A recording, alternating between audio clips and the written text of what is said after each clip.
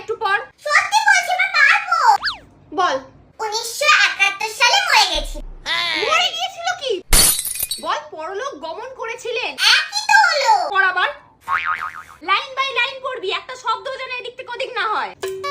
হ্যাঁ রে, এটা কি লিখছিস তুই? এই কাকের ঠ্যাং, বগের ঠ্যাং, ক কোন দিকে, গ কোন দিকে? গোটা গোটা করে বড় বড় করে লেখ, তাহলে বেশি বেশি নম্বর পাবি।